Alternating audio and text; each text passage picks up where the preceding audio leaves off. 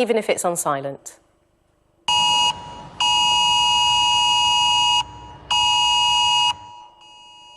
Yeah, that's the sound of the government's new nationwide public alert system. So phones up and down the UK will also vibrate when the emergency alert is tested, and a message will read, "This is a test of emergency alerts," a new UK government service that will warn you if there's a life-threatening emergency nearby. So shall we get the latest, though, from the newsroom?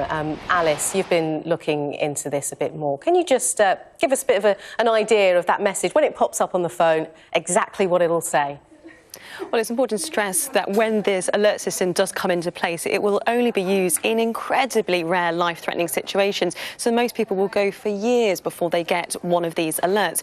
But the government next Sunday is wanting to test this out on everyone in the country so that they're prepared for if they get one of these alerts. So your phone will make that pretty annoying siren we were just hearing there. It will also vibrate, and then we'll have a message will come up on your phone, and it will say, "This is a test of emergency alerts, a new UK government service that will warn you if there's a life-threatening emergency nearby. In a real emergency, follow the instructions in the alert to keep yourself and others safe," and advises people to go onto the government website for any more information. You do have to acknowledge the message in some way. You have to sort of click OK or swipe in order for you to continue going about using your phone. And Alice, any concerns being risen about the test? There have been concerns raised by domestic violence campaigners who are concerned that women or men who suffer domestic violence who keep a phone hidden away from their abuser, if the phone goes off at 3 p.m, it would alert potentially their abuser to the phone that was hidden. Now, it's important to stress if your phone is turned off, it won't make any noise whatsoever.